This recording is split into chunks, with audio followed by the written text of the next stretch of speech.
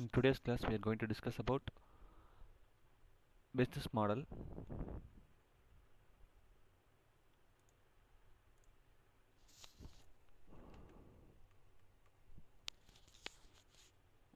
Before starting, let me ask you a simple question. Imagine that you and your friends developed an excellent mobile application. It works perfectly. It has attractive user interface and it solves important problem. You publish it on Google Play Store. Now, thousands of people download your application, but after 6 months, you stop updating it.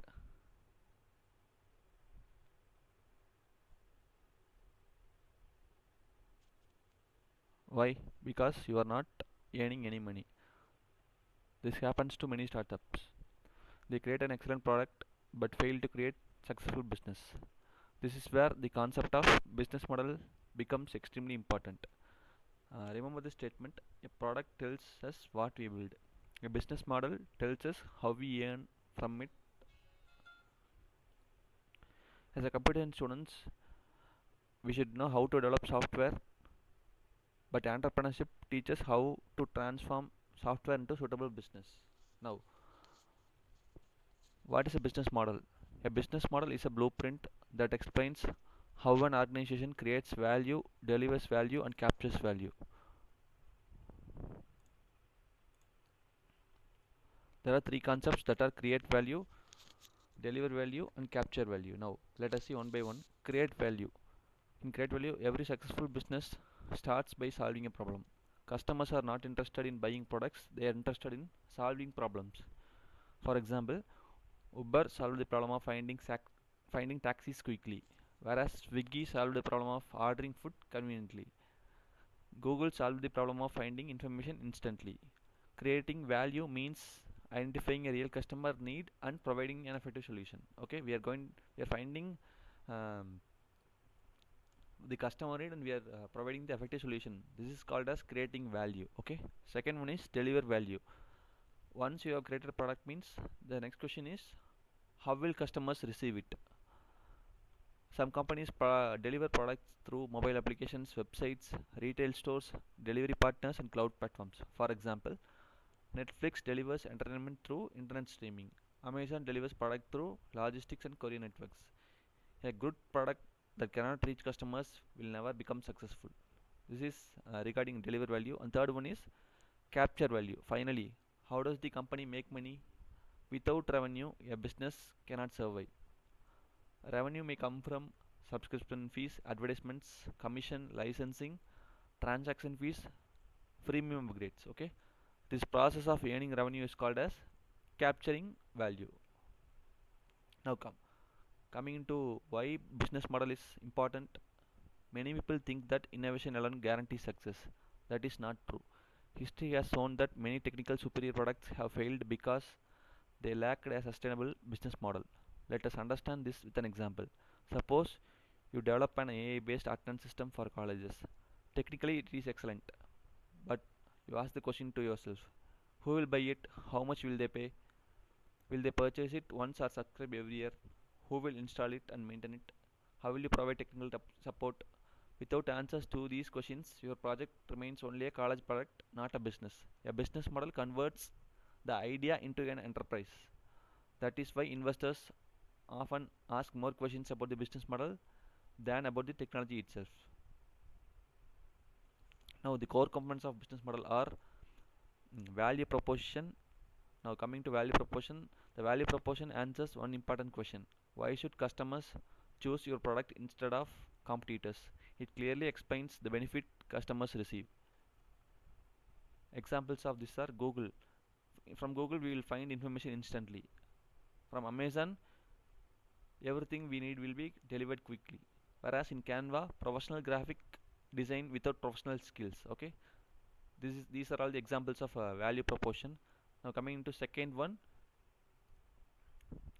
customer segments. Then next question is, who are your customers? Not everyone is your customer. Businesses classify customers into groups called as customer segments. Examples include students, teachers, hospitals, farmers, banks, software companies, and government organizations. Okay, example for this is LinkedIn mainly serve professionals. GitHub primarily serves software developers. Zomato serves people looking for restaurants and food delivery. So knowing our customer helps us design our products better. Okay. Third one is revenue streams. Um, how will business earn money? That is an important question. For this, different businesses use different revenue models. Subscription model, customers pay monthly or annually. Examples for this are Netflix, Microsoft 365, Adobe Creative Cloud. Advertisement model, examples for this are Google, Facebook, YouTube, all these things. Okay. And next one is commission model. The company earns a percentage from every transaction. Examples Uber, Amazon Marketplace, Swiggy, all these things. Okay. The next one is cost structure. Every businesses spend money. Common expenses include employee salaries, cloud hosting, marketing, software licenses, office rent, customer support, maintenance, legal expenses. Now coming into example, Netflix spends heavily on content production. Amazon spends significantly on warehouses and logistics.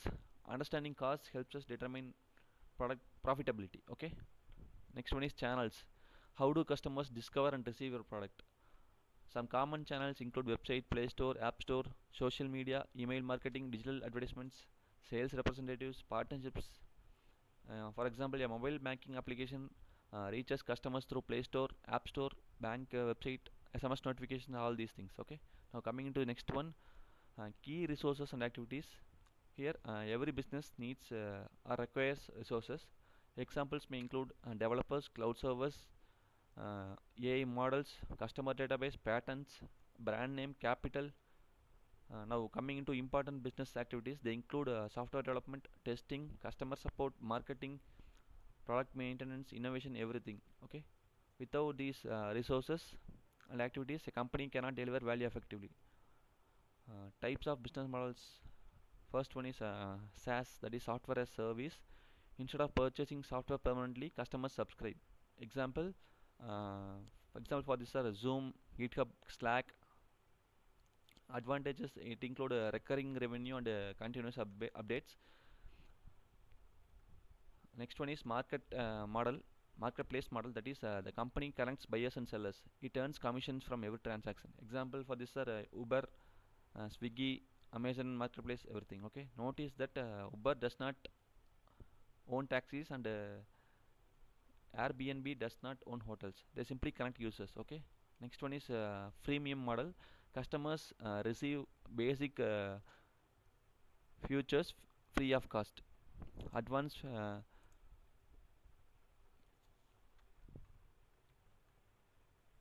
advanced features require payment. Okay. Example Spotify, Canva, Dropbox, everything. Okay. These models attracts a large user base quickly. Okay. Next one is platform slash API model. Instead of selling products directly, companies provide infrastructure. Examples Amazon Web Service, Google Maps API, Twilio, Firebase, all these things. Okay.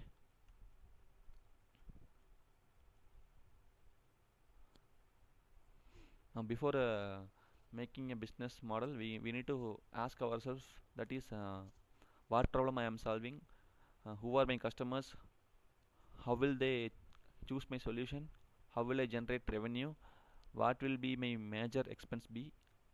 All these questions should be answered, um, and your idea can be refined by asking all these questions. Okay. Always remember that technology build products, business models build companies. That's all regarding today's class. Thank you. In today's class, we will be discussing about a lean startup approach.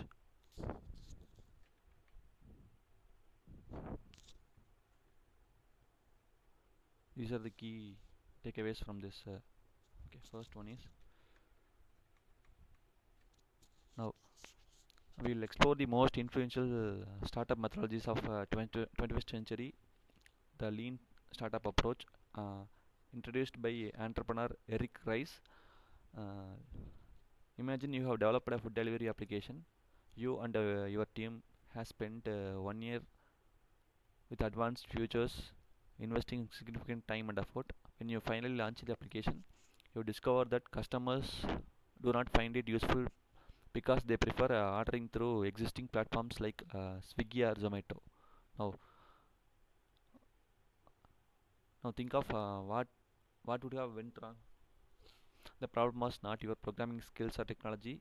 The problem was that you spent too much time building a product before confirming whether customers actually wanted it or not. We kept on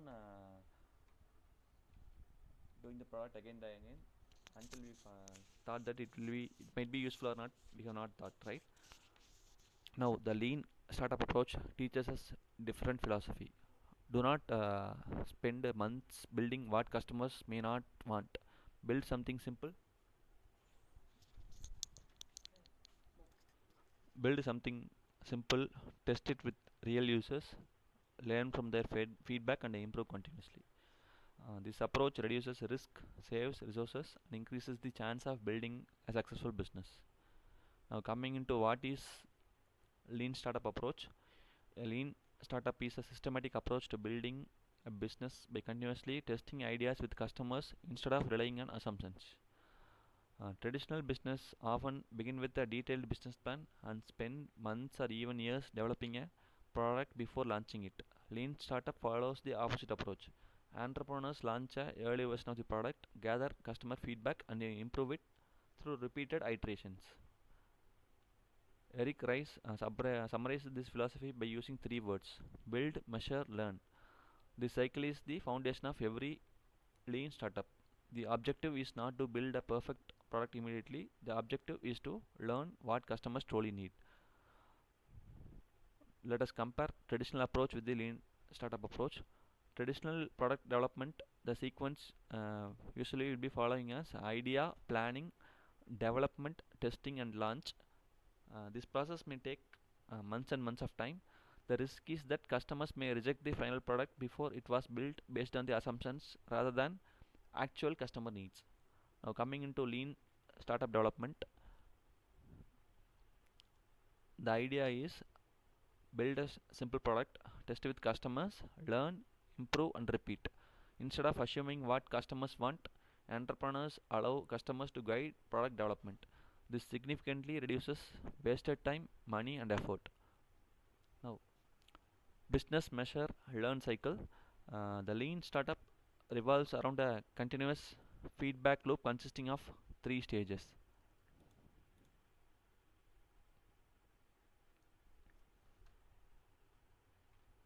The first step build. The first step is to build a minimum viable product, commonly known as MVP.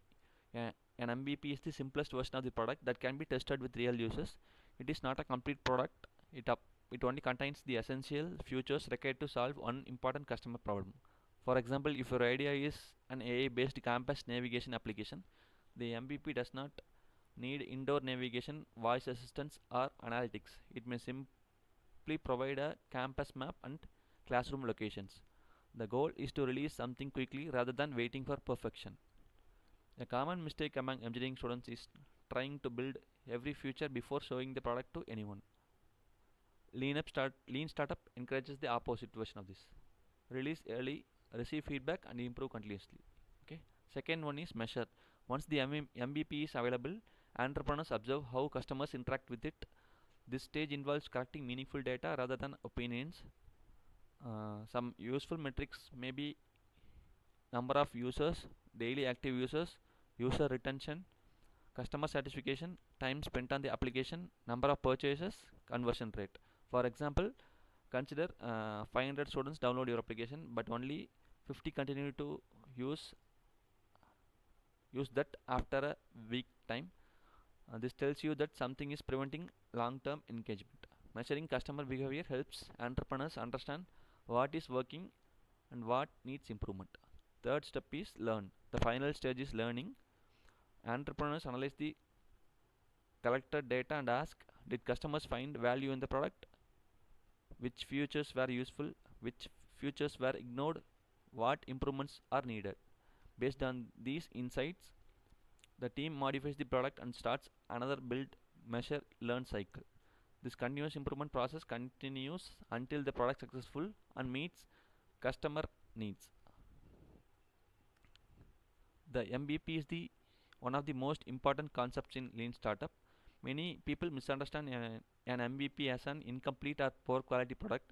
This is incorrect. An MVP should be solving one important problem effectively, even if it has very few features. Let us consider this with an example. Consider, suppose we need to develop an online grocery delivery application platform. A complete product may include customer registration, GPS tracking, online payments, coupons, delivery scheduling, loyalty programs, AI recommendations. Developing all these features could take a year.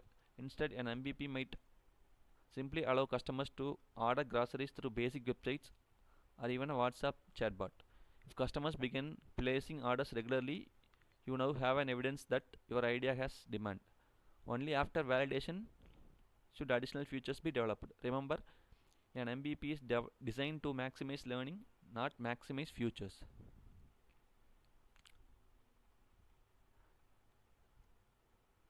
A famous example is Instagram. It's, it, it originally started as a location-based social networking application called Burn. You users should Users showed greater interest in photo sharing than other features. The founders pivoted and focused entirely on photo sharing, leading to the creation of Instagram. It is a strategic decision based on customer learning. Now, coming why lean startup matters for most student entrepreneurs.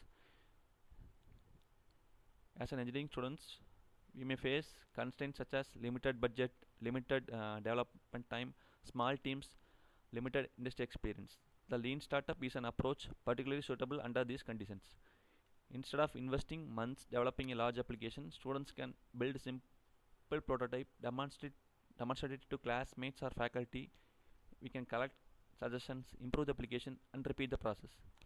This approach increases confidence and ensures that the development effort is focused on features that the users actually value. It also reduces unnecessary coding and helps team prioritize effectively.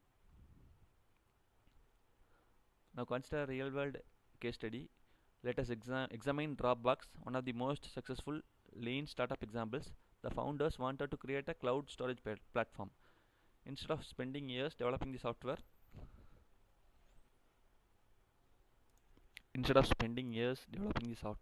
they first created a short demonstration video showing how the products would work. The video generated enormous interest. Thousands of people registered for early access. This confirmed that customers genuinely wanted the product before extensive development began. Only after validating customer demand did Dropbox invest in building the complete platform. This is classic example of lean startup philosophy. Validate it first, build later. Now, questions that we ask to ourselves is, what is the smallest version that I can build? Who can test it? What feedback should I collect? How will I decide whether to continue or modify the idea? Successful entrepreneurs do not build products based on assumptions. They build products based on customer learning. That's all regarding today's class.